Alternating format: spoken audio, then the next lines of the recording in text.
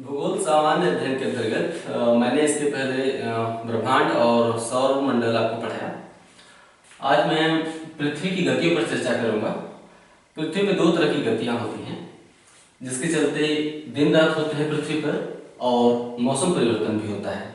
आप अध्याय का नाम दिन रात और मौसम परिवर्तन भी रख सकते हैं, या फिर पृथ्वी की गतियां। ये तीसरा अध्याय होगा भूगोल सामान्य अध्ययन में। एक ब्रेक के बाद मैं इसे फिर से स्टार्ट कर रहा हूँ, जारी रहना चाहिए।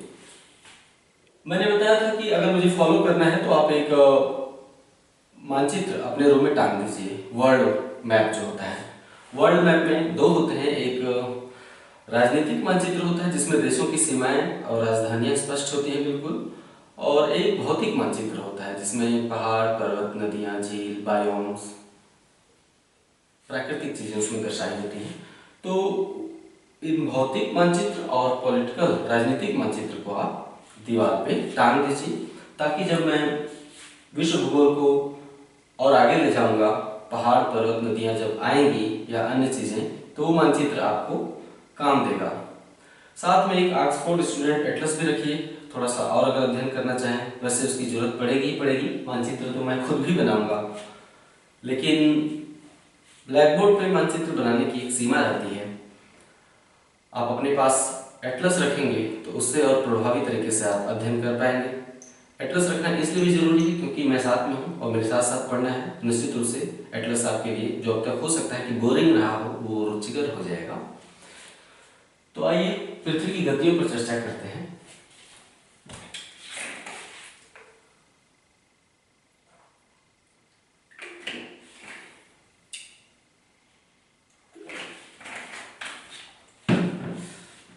पृथ्वी में दो तरह की गतियां होती हैं, एक घूर्णन गति और दूसरा परिक्रमण गति। पृथ्वी अपने अक्ष पर किसी लट्टू की तरह घूमती है। जैसे एक फुटबॉलर अपने उंगली पे फुटबॉल नचाता है, तो उंगली पर जैसे फुटबॉल नाचता है तो उसे हम कहते हैं अक्ष पर घूर्णन, एक अक्ष पर, एक बिंदु पर घूमना। तो पृथ्वी भी अपने एक अक्ष पर घूमती है, पश्चिम से पूरब की तरफ, तो उसे हम घूर्णन गति कहते हैं। यानी पृथ्वी द्वारा अपने अक्ष पर लट्टू की भांति एक चक्कर लगाने को घूर्णन गति कहते हैं। कितने समय में पृथ्वी अपने अक्ष पर एक चक्कर लगाती है?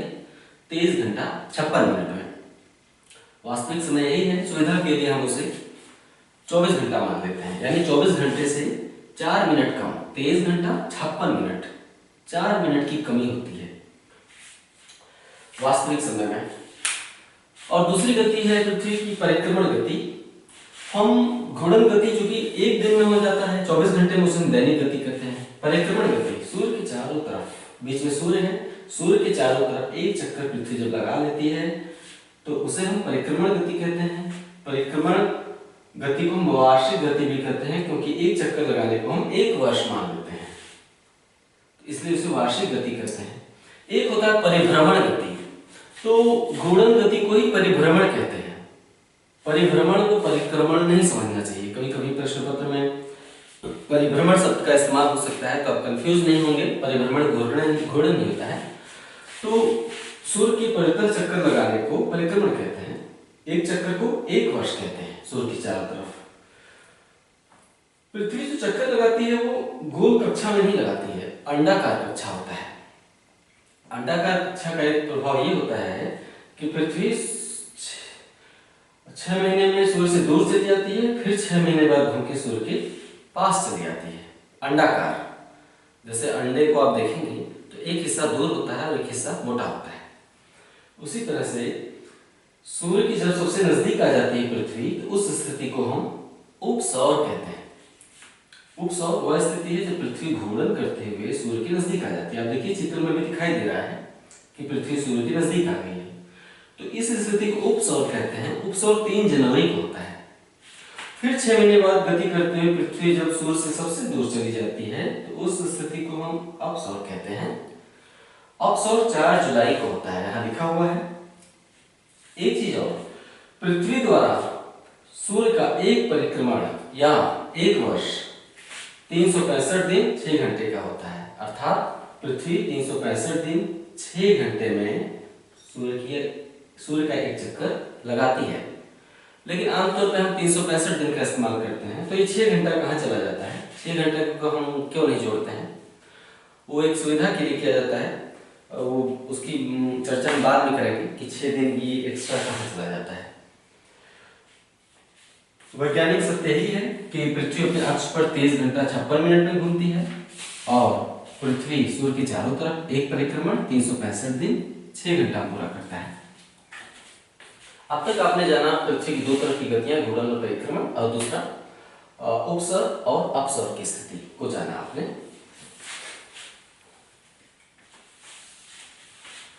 एक बड़ा ही इसके बाद रुचिकर टॉपिक है, इसी में दिन रात में अंतर। आपने देखा होगा कि अभी गर्मी आने वाली है, गर्मियों में मई जून तक आते आते दिन बहुत बड़ा हो जाता है, रातें छोटी हो जाती हैं। सुबह 5:30-6 बजे ही धूप निकल आता है, सूर्योदय हो जाता है, और शाम जून के महीने में तो 7:20 या 7:25 तक सूर्यास्त होता है। दिन बहुत लंबा हो जाता है और रातें छोटी हो जाती हैं।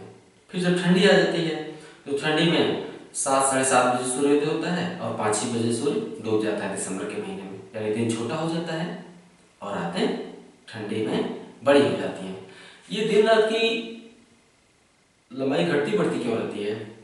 और क्या पृथ्वी पर सर्वत्र एक ही तरह दिन लंबा होता है और रातें छोटी होती हैं? नहीं, जरूरी नहीं है कि अगर ठंडी में आपके यहाँ दिसंबर के महीने में, हमारे यहाँ जिस देश में हम रहते हैं यहाँ पर अगर ठंडी में या दिसंबर के महीने में कह लें, दिसंबर के महीने में यहाँ पे अगर दिन छोटे होते हैं तो जरूरी नहीं कि ऑस्ट्रेलिया में भी दिन छोटे हो रहे हों।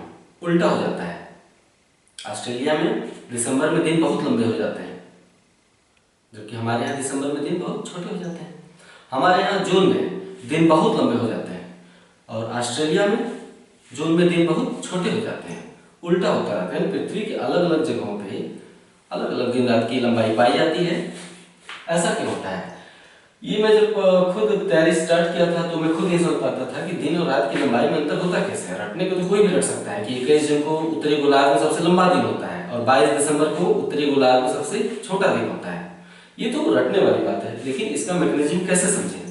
क्योंकि अगर किसी चीज को हम समझ के अगर किसी को समझा दें तो समझिए कि आपका बेसिक तैयार है, वरना प्रश्नों की प्रकृति से आपको कभी भी फंसाया जा सकता है। रटा हुआ प्रत्येक स्थिति में प्रश्न का उत्तर देने के काबिल नहीं होता है। आइए जाने दिन रात कैसे होता है। दिन और रात की अवधि में अंतर।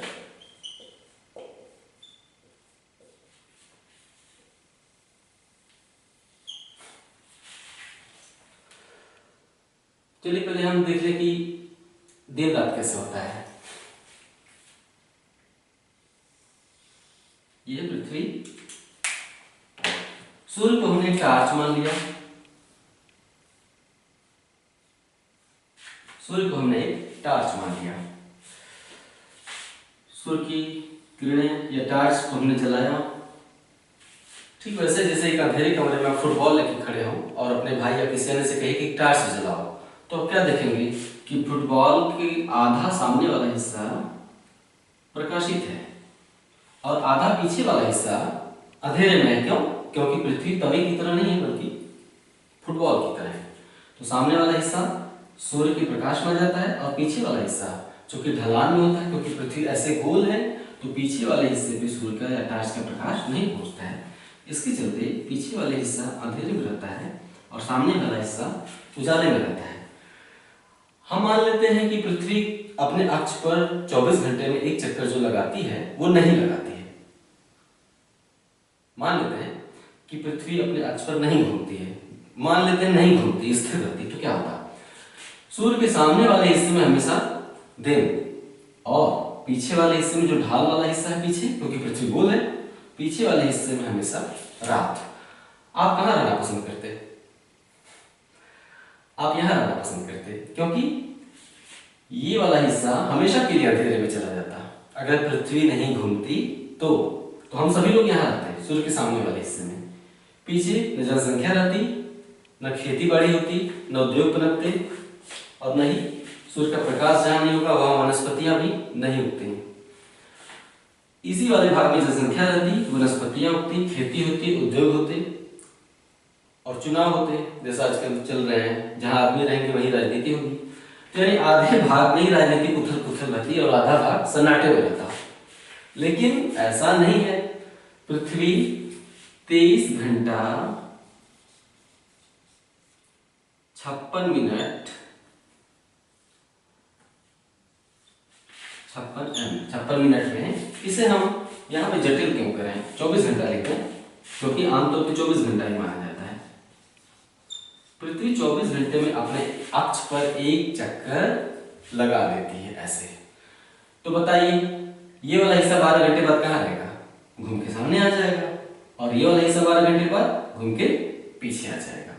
यानी 12 घंटा इस हिस्से में दिन और 12 घंटा इस हिस्से में दिन। क्यों? क्योंकि घूमती है फिर सामने आ जाएगा। इस तरह से पृथ्वी पर प्रत्येक स्थल पर क्या होता है? 12 घंटे का दिन और 12 घंटे की रात। ये आदर्श स्थिति है, हम मान रहे हैं आदर्श स्थिति है। अभी वास्तव में हर जगह 12 घंटे का दिन नहीं होता है, लेकिन हम ऐसा मान लेते हैं कि पृथ्वी अपने अक्ष पर घूम रही है। हमने पृथ्वी के झुके होने की बात अभी नहीं की, क्योंकि पृथ्वी अपने अक्ष पर 23-23.5 अंश झुकी हुई है। वो कल्पना हमने अभी तक नहीं की है। हमने पृथ्वी का अक्ष सीधा माना है। टार्च से जब किरण निकलती है तो पृथ्वी का आधा भाग ही प्रकाशित होता है। वो रेखा जो उजाले और अंधेरे भाग को अलग अलग करती है, उस रेखा को क्या कहते हैं? ये जो बीच वाली रेखा है, जो सीधा लंबवत है, इसे हम कहते हैं प्रकाश वृत्त। वृत्त क्यों? क्योंकि ये वाला हिस्सा पृथ्वी के सामने नहीं, पीछे भी तो होगा, क्योंकि पृथ्वी गोल है। तो पृथ्वी गोल है तो ये वाला हिस्सा इधर भी होगा और इधर भी होगा।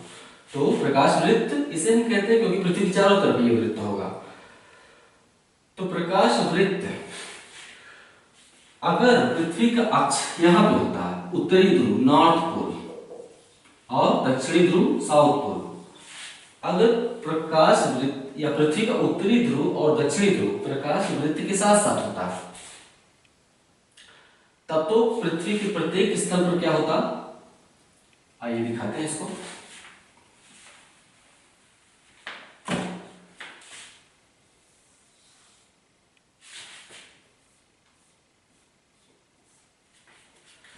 ये है, हम मान लेते हैं कि पृथ्वी झुकी हुई नहीं है।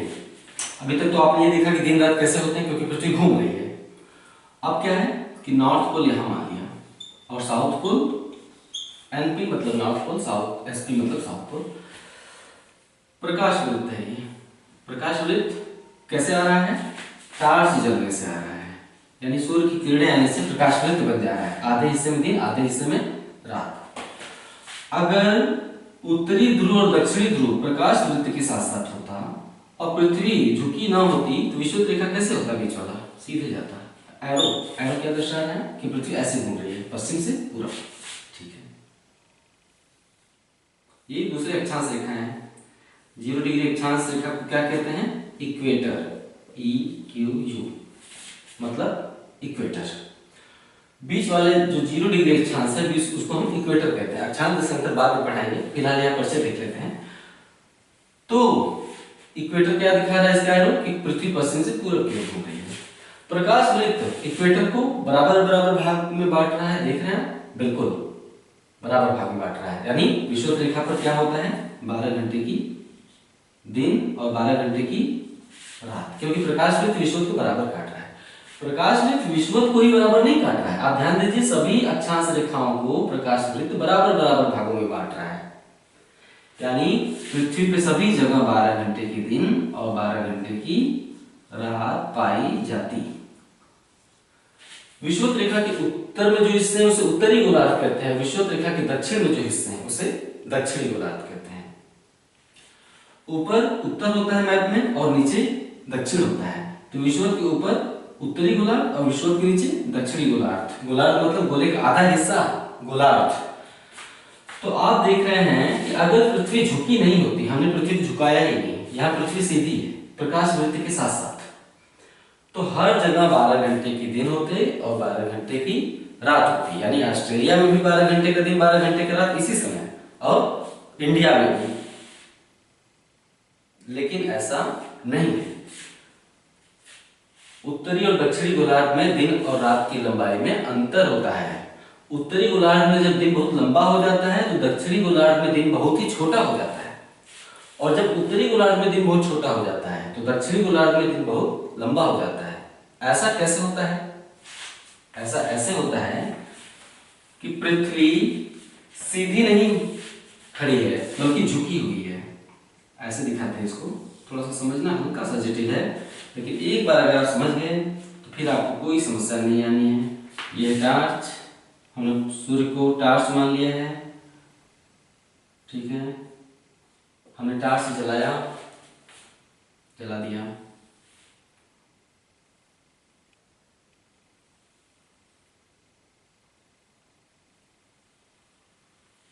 ठीक है।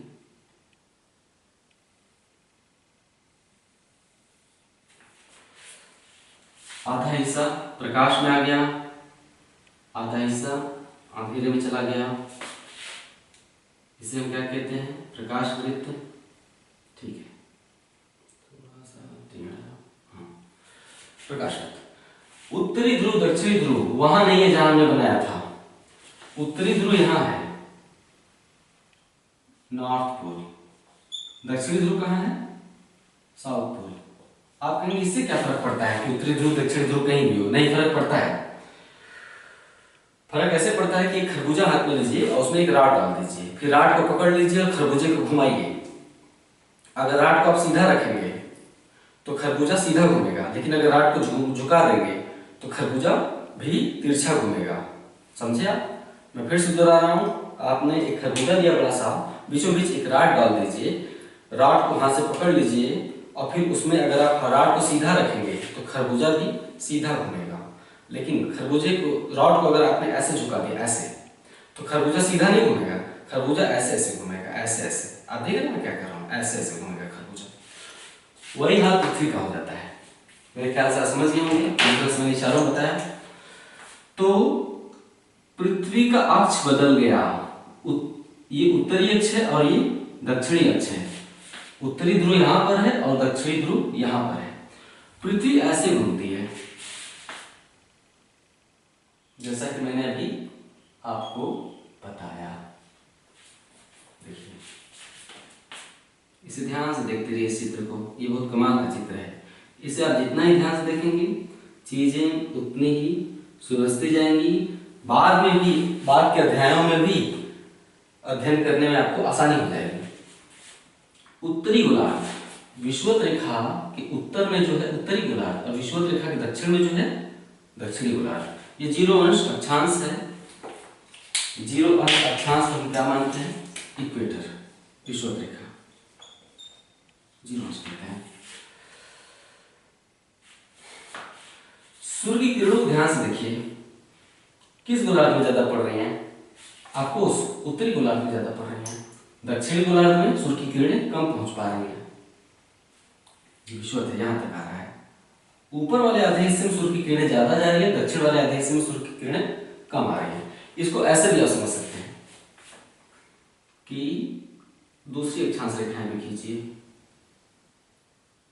तो मैं जो समझाना चाहता हूं और स्पष्ट हो जाएगा।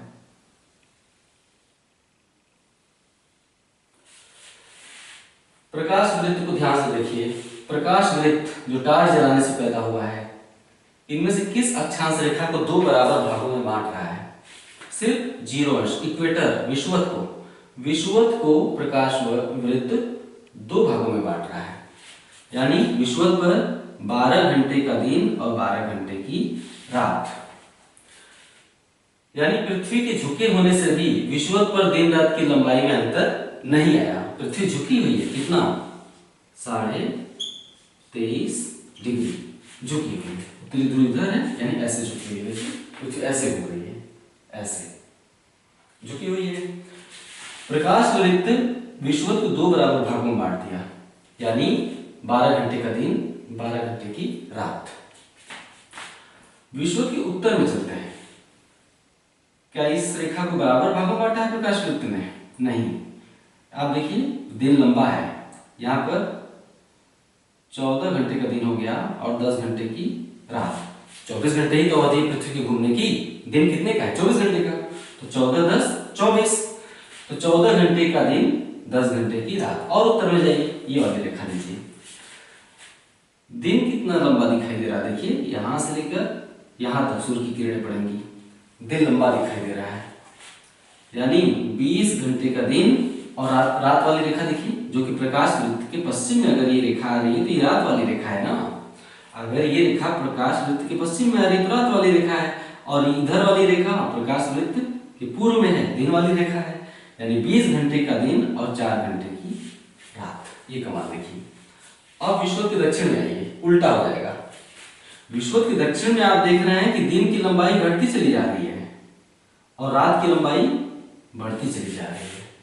यानी विषुवत रेखा के उत्तर में दिन बड़े, रातें छोटी, और विषुवत रेखा के दक्षिण में दिन छोटे, रातें बड़ी। ध्रुवों पर हाल देखते हैं। ध्रुवों पर क्या हाल है? उत्तरी ध्रुव तो लगातार प्रकाश के सामने है, उत्तरी ध्रुव लगातार प्रकाश के सामने है। पृथ्वी घूम रही है तब भी ये हिस्सा पीछे नहीं जा सकता। क्यों? क्योंकि इसी के सहारे पृथ्वी घूम रही है, ये अक्ष है, इसी के सहारे पृथ्वी घूम रही है। पृथ्वी के 24 घंटे में घूमने से भी जो उत्तरी ध्रुव का जो बिंदु है, ये प्रकाश वृत्त के पश्चिम में नहीं जाएगा। समझ सकते हैं आप? कल्पना करिए, नहीं जाएगा। और दक्षिणी ध्रुव हमेशा प्रकाश वृत्त के पश्चिम में ही रहेगा। पृथ्वी घूम रही है तो भी ये हिस्सा यही रहेगा। देखिए, दक्षिणी ध्रुव अंधेरे में और उत्तरी ध्रुव उजाले में है। यानी यहां पर उत्तरी ध्रुव पर दिन की लंबाई कितनी होगी? अवधि 24 घंटे। और यहां पर दिन तो है ही नहीं। क्यों? क्योंकि प्रकाश की किरण सीधे निकल गई। तो दक्षिणी ध्रुव पर दिन है ही नहीं, रात ही रात है। रात की अवधि कितनी है? 24 घंटे रात, और यहाँ पर 24 घंटे दिन। यानी विषुवत रेखा पर दिन रात बराबर। उत्तर में बढ़ते हैं तो दिन की लंबाई बढ़ती चली जाती है और उत्तरी ध्रुव पर 24 घंटे का दिन हो जाता है। विषुवत रेखा से दक्षिण में आते हैं तो रात की लंबाई बढ़ती चली जाती है और दक्षिणी ध्रुव पर 24 घंटे की रात हो जाती है। ये कमाल कैसे हुआ? पृथ्वी अपने अक्ष पर 23.5 अंश झुकी हुई है, इसलिए पृथ्वी की सभी जगहों पर सूर्य का प्रकाश बराबर नहीं पड़ता और दिन रात की अवधि भी बराबर नहीं होती। तो क्या उत्तरी गोलार्ध में हमेशा दिन लंबा होता है? जैसा कि आप देख रहे हैं, उत्तरी गोलार्ध में दिन लंबे हैं और रातें छोटी हैं। दिन लंबा और रात छोटी। दिन रात। तो क्या उत्तरी गोलार्ध में हमेशा दिन लंबा और रात छोटी? और क्या उत्तरी ध्रुव पर हमेशा दिन ही रहता है? और क्या दक्षिणी गोलार्ध में हमेशा दिन छोटा और रात लंबी? और क्या दक्षिणी ध्रुव पर हमेशा रात ही रहती है? इस स्थिति में तो ऐसा ही दिख रहा है। ये टार्च सूर्य है, हमेशा यहां पर ज्यादा प्रकाश, यहां पर कम प्रकाश। लेकिन ऐसा नहीं है। क्यों? क्योंकि पृथ्वी में दो तरह की गतियां हैं। पृथ्वी केवल अपने अक्ष पर ही नहीं घूम रही है, बल्कि सूर्य के परितः भी घूम रही है। पृथ्वी सूर्य के चारों ओर भी घूम रही है। अब मान लेते हैं कि पृथ्वी सूर्य की चारों ओर घूम रही है। आइए कल्पना करते हैं कि पृथ्वी के चारों ओर घूमने से क्या प्रभाव पड़ता है, सूर्य के चारों ओर घूमने से।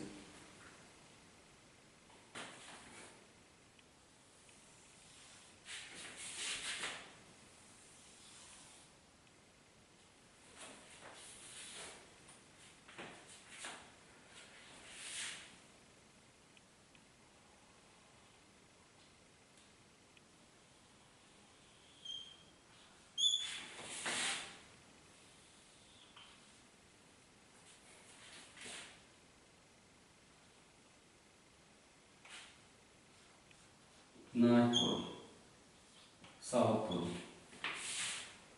नॉर्थ पोल,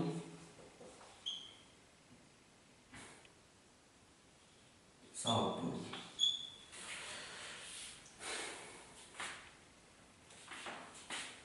यहाँ पर मान लेते हैं पृथ्वी घूमकर फिर यहाँ आ जाती है और यहाँ आ जाती है।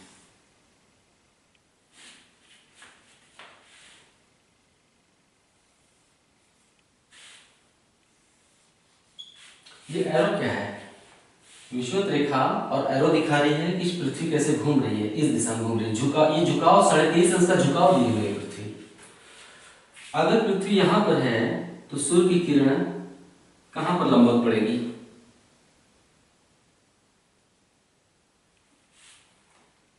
ये कर्क रेखा है उत्तर में, ये 0 डिग्री इक्वेटर है।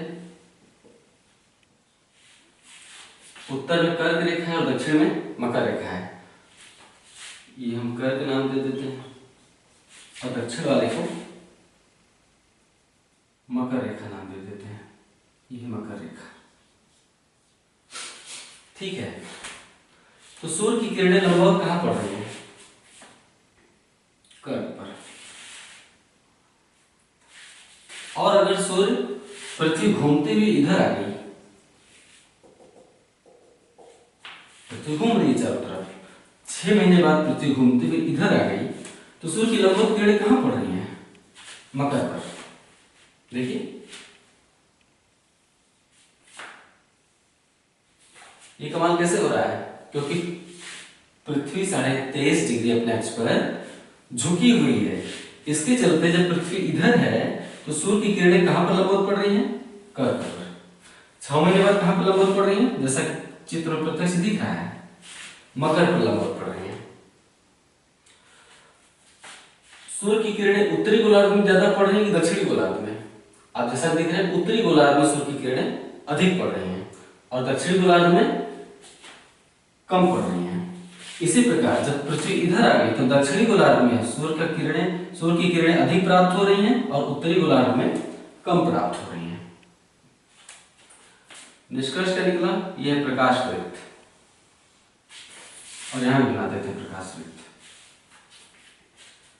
यानी दिन की लंबाई बढ़ रही है और रात की लंबाई घट रही है। इसको हम मान लेते हैं 21 जून।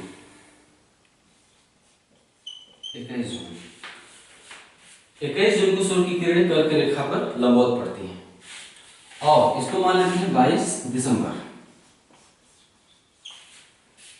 22 दिसंबर को सूर्य की किरणें मकर रेखा पर लंबवत पड़ती हैं। इसे हम मान लेते हैं 21 मार्च और ये 23 सितंबर।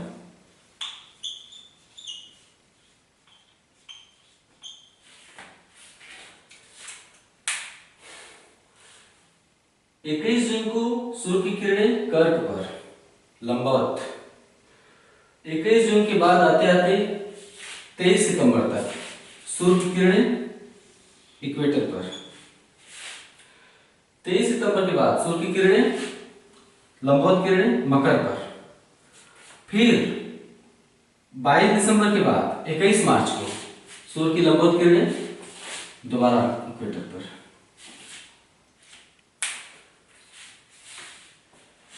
निष्कर्ष क्या निकला कि विषुवत रेखा पर सदैव दिन और रात बराबर होते हैं। ये देखिए 12 घंटे का दिन और 12 घंटे की रात। लेकिन उत्तर में जाएंगे तो दिन की लंबाई बढ़ रही है, रात की लंबाई घट रही है। और उत्तर में जाइए, दिन की लंबाई और दिन लंबा हो गया, रातें छोटी हो गई। और उत्तर में जाइए, दिन और लंबा हो गया, रातें छोटी हो गई। ध्रुव पर चले जाइए, केवल दिन ही रहेगा क्योंकि प्रकाश वृत्त के पूर्व में है। दक्षिण में जाइए, दिन छोटे और रातें लंबी। और दक्षिण में जाइए, दिन और छोटे और रातें लंबी। ध्रुव पर आ जाइए, केवल रात ही रात, 24 घंटे की रात। 21 मार्च से जून होते हुए 23 सितंबर तक सूर्य की किरणें कहां पड़ेंगी? उत्तरी गोलार्ध पर अधिक पड़ेंगी। 23 सितंबर से लेकर दिसंबर होते हुए मार्च तक सूर्य की किरणें कहां पड़ेंगी? दक्षिणी गोलार्ध पर अधिक समय तक पड़ेंगी। आप समझे? फिर से इसे देख लीजिए। 21 मार्च से जून होते हुए 23 सितंबर तक सूर्य की लंबवत किरणें उत्तरी गोलार्ध में अधिक पड़ेंगी और सितंबर से लेकर दिसंबर होते हुए मार्च तक सूर्य की किरणें दक्षिणी गोलार्ध में अधिक पड़ रही हैं। इसके चलते एक तो पृथ्वी का अपने अक्ष पर झुकाव पहला कारण, और दूसरा सूर्य के चारों तरफ परिक्रमण। इसके चलते उत्तरी और दक्षिणी गोलार्ध में दिन और रात की लंबाई में अंतर होता है। ये मैंने आपको समझाने में इतना लंबा समय इसलिए लिया, बार बार दोहराव मेरा, ताकि आप इसे अच्छे से समझ लें। अब निष्कर्ष क्या निकला, इसे आप लिख सकते हैं। टॉपिक है दिन और रात की अवधि में अंतर। निष्कर्ष ये निकला कि विषुवत रेखा पर सदैव 12 घंटे का दिन और 12 घंटे की रात होती है। क्यों?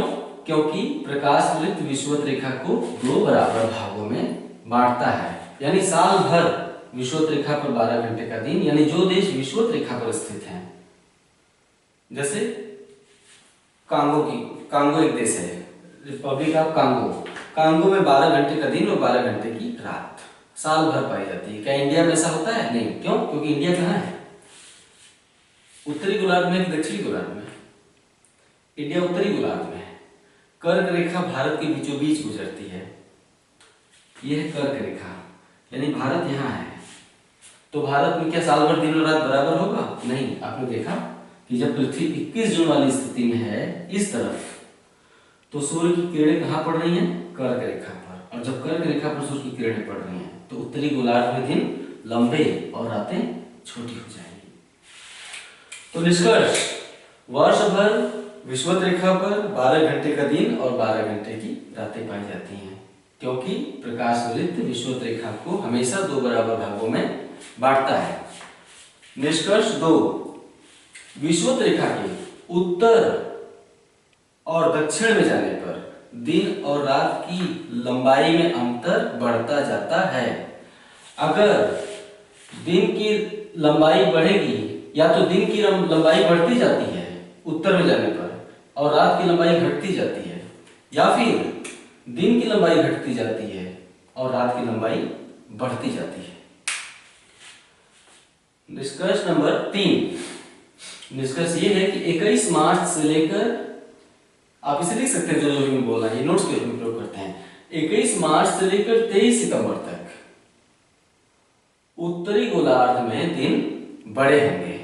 21 मार्च से 23 सितंबर तक उत्तरी गोलार्ध में दिन बड़े और रातें छोटी होंगी, और दक्षिणी गोलार्ध में दिन छोटे और रातें लंबी होंगी। चित्र देखकर भी आप लिख सकते हैं। साथ ही इसके बाद 23 सितंबर से लेकर 21 मार्च तक दक्षिणी गोलार्ध में दिन बड़े और रातें छोटी, उत्तरी गोलार्ध में दिन छोटे और रातें लंबी होंगी। निष्कर्ष 4,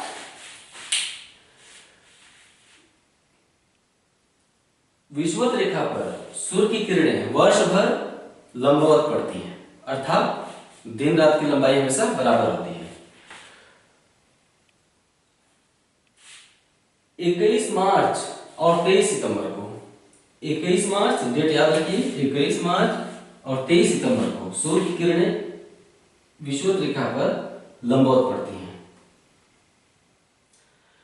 इन 2 दिन 21 मार्च और 23 सितंबर को जबकि सूर्य की किरणें विषुवत रेखा पर लंबवत पड़ती हैं, पूरी पृथ्वी पर दिन और रात की लंबाई में अंतर नहीं होता। पूरी पृथ्वी पर दिन और रात की लंबाई एक समान हो जाती है जब सूर्य की किरणें विषुवत रेखा पर लंबवत पड़ती हैं। तो सूर्य का समान भाग प्रकाश का उत्तरी गोलार्ध को भी मिलता है और दक्षिणी गोलार्ध को भी मिलता है। ऐसा कब होता है? जब सूर्य की किरणें विषुवत पर लंबवत पड़े। ऐसी 2 डेट हैं, 21 मार्च और 23 सितंबर।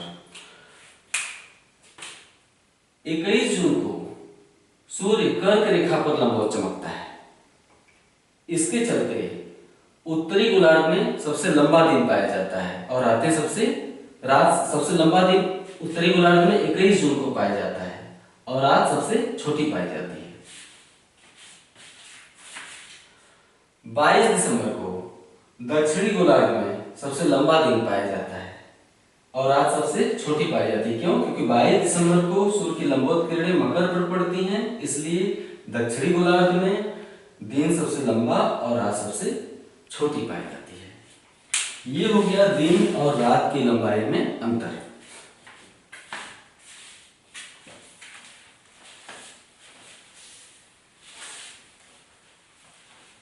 अगर कहीं कुछ समझने में चूक हुई हो तो आप इसे दोबारा रिवाइंड करके भी देख सकते हैं। बेहतर होगा कि जैसे मैंने चित्र सहित बताया हूबहू अपने हाथ से बनाते हुए चित्र मेरी बोली गई बातों को आप लिख लेंगे, कभी नहीं भूलेगा।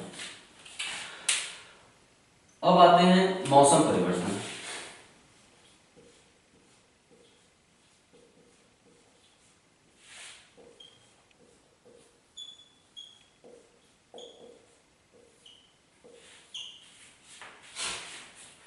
मौसम परिवर्तन दो कारणों से होता है।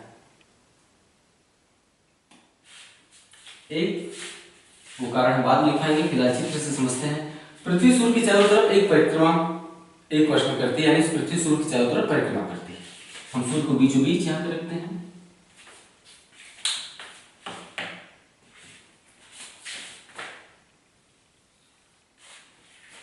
और पृथ्वी को ये बनाया, ये इधर और इधर, ज्यादा बड़ा हो गया।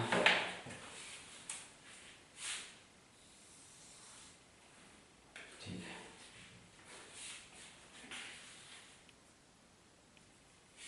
ये परिक्रमण पथ है।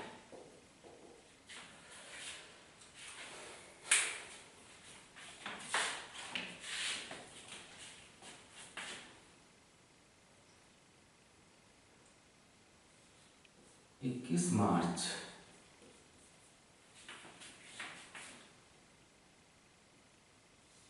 21 जून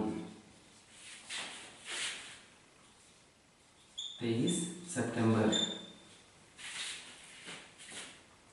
22 दिसंबर। प्रकाश वृत्त सभी मैंने प्रकाश वृत्त खींच दिया।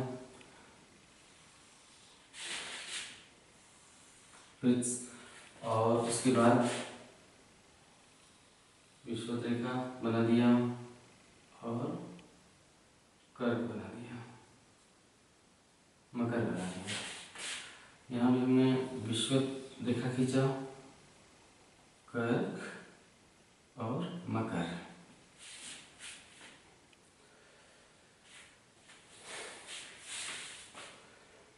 और यहाँ पे विषुवत, कर्क मकर की जरूरत नहीं है। पृथ्वी सूर्य की चारों तरफ परिक्रमण करती है एक वर्ष में या 365 दिनों में एक परिक्रमण। पृथ्वी की घूर्णन की 4 स्थितियां आप देख रहे हैं, सॉरी परिक्रमण की 4 स्थितियां। आइए चारों स्थितियों की हम चर्चा करते हैं और बताएंगे कि कैसे मौसम में बदलाव होता है। जब तक चारों स्थितियों पर बारी बारी विचार नहीं करेंगे मौसम परिवर्तन समझ में नहीं आएगा। यहाँ फैक्ट नहीं है, सिर्फ समझा ही जा सकता है कि मौसम परिवर्तन यहाँ क्यों होता है। 21 मार्च को, अभी फरवरी है, गर्मी बढ़ रही धीरे धीरे। 21 मार्च ठीक एक महीने बाद है। 21 मार्च, आज की डेट है 22 मार्च, सॉरी 22 फरवरी या 23 फरवरी, रात का समय है। तो ठीक एक महीने बाद 21 मार्च को, एक महीने बाद की डेट है 21 मार्च आपसे। गर्मी अभी बढ़ रही है, 21 मार्च तक आते आते थोड़ा और बढ़ेगा। गर्मी नहीं बढ़ रही, यूं कह सकते हैं कि ठंडी कम हो रही है। 21 मार्च को सूर्य की लंबवत किरणें विषुवत पर पड़ती हैं। हाँ, ये दिखाया जा रहा है, यहाँ तक आ गई सूर्य की लंबवत किरणें 21 मार्च को। आप लिखेंगे इस चीज को, मैं बोलता जा रहा हूं जो भी। 21 मार्च को सूर्य की लंबवत किरणें विषुवत रेखा पर पड़ती हैं। इसके चलते उत्तरी और दक्षिणी गोलार्ध में अर्थात पूरी धरती पर दिन और रात की लंबाई बराबर होती है। दोनों गोलार्धों में दिन और रात की लंबाई बराबर होने से, यानी 12 घंटे का दिन यहाँ भी और 12 घंटे का दिन यहाँ भी, ऐसा होने से दोनों भागों को बराबर तापमान मिलता है, उत्तरी गोलार्ध को भी और दक्षिणी गोलार्ध को भी। यही कारण है कि 21 मार्च को पूरी धरती पर मौसम एक समान पाया जाता है। यानी 21 मार्च को उत्तरी गोलार्ध के देशों में जैसा मौसम होगा, दक्षिणी गोलार्ध के देशों की में भी वैसा ही मौसम होता है। इसे हम कहते हैं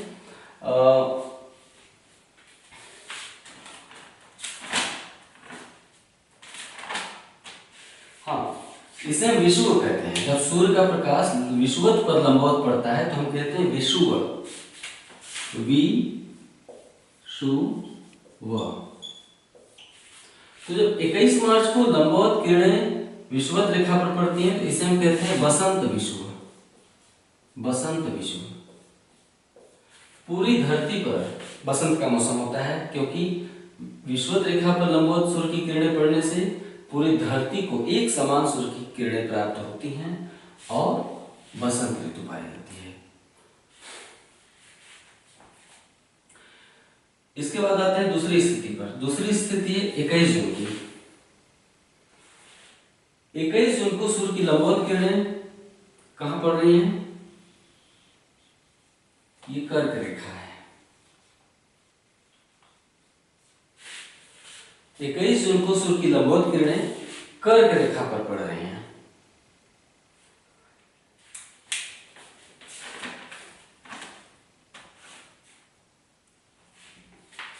इक्कीस मार्च के बाद दरअसल होता क्या है कि सूर्य उत्तरायण होने लगता है। अभी तो विषुवत पर था सूर्य, अब विषुवत से उत्तर की ओर सूर्य खिसकने लगता है।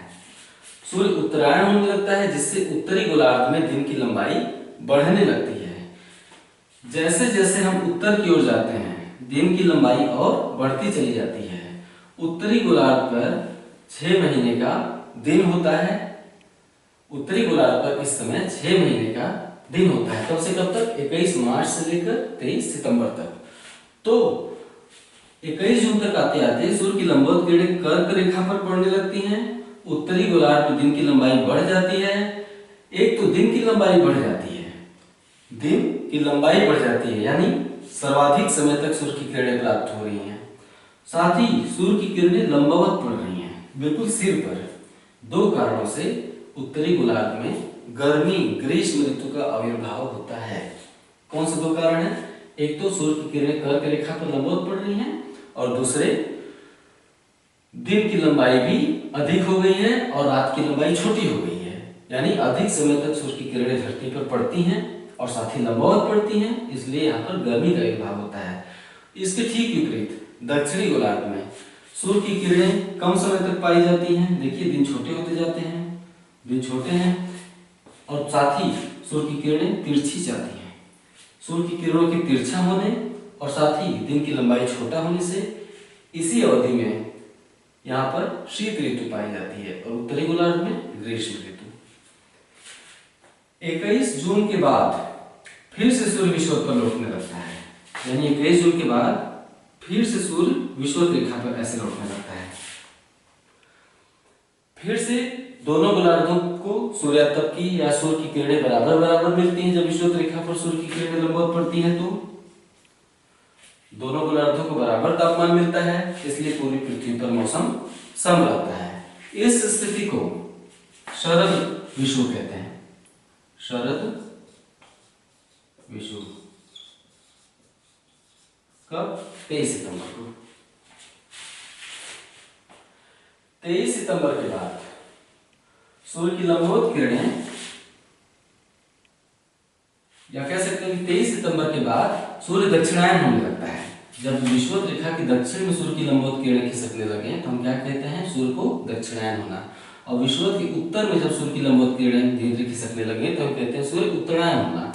तो 23 सितंबर के बाद सूर्य दक्षिणायन होने लगता है और 22 दिसंबर तक आते आते सूर्य की लंबवत किरणें मकर रेखा पर पड़ने लगती हैं। इसके चलते दक्षिणी गोलार्ध में दिन की अवधि लंबी हो जाती है और रात की अवधि छोटी हो जाती है। देखिए पीछे वाला हिस्सा रात, आगे वाला हिस्सा दिन। तो दिन की अवधि लंबी हो जाती है और रात की अवधि छोटी हो जाती है। दो कारणों से, एक तो सूर्य की लंबवत किरणें पड़ने से मकर रेखा पर और साथ ही दिन की अवधि लंबी होने से। दक्षिणी गोलार्ध में ग्रीष्म ऋतु का आविर्भाव होता है। कब? 22 दिसंबर को। जबकि हमारे यहाँ क्या होता है? 22 दिसंबर को प्रबल ठंडी पड़ती है 22 दिसंबर को। लेकिन ये दक्षिणी गोलार्ध दिखाया जा रहा है। भारत कहाँ है? यहाँ पे उत्तरी गोलार्ध में। तो दक्षिणी गोलार्ध में दो कारणों से गर्मी आ जाती है 22 दिसंबर को, सूर्य की लंबवत किरणें पड़ने से और दिन की अवधि लंबी होने से। ठीक इसी समय उत्तरी गोलार्ध में एक तो सूर्य की किरणें तिरछी आती हैं और साथ ही दिन की लंबाई भी छोटी और रात की लंबाई बड़ी होती चली जाती है। दिन की लंबाई छोटी होने से और सूर्य की तिरछी किरणें पड़ने से उत्तरी गोलार्ध में ठंडी पाई जाती है। इस तरह से आपने देखा कि कैसे मौसम परिवर्तन होता है। 22 दिसंबर के बाद जब 22 मार्च तक हम पहुंचते हैं, 22 मार्च तक जब हम पहुंचते हैं तो सूर्य की लंबवत किरणें एक बार फिर विषुवत रेखा पर पड़ने लगती है और बसंत ऋतु का आगमन होता है, जैसा कि होली के आसपास का मौसम होता है मार्च में। न बहुत ज्यादा गर्मी और न ही बहुत ज्यादा ठंडी, यानी बसंत कब आता है? जब सूर्य की लंबवत किरणें विषुवत पर पड़े, तब न बहुत ज्यादा गर्मी और न ही ज्यादा ठंडी। ये हो गया, आपने समझा मौसम पर दिन रात का लंबा छोटा होना और मौसम में बदलाव होना। मेरे ख्याल से आपने इसे अच्छे से समझा होगा, फैक्ट भी कुछ नहीं छूटा है। अच्छा, मान लेते हैं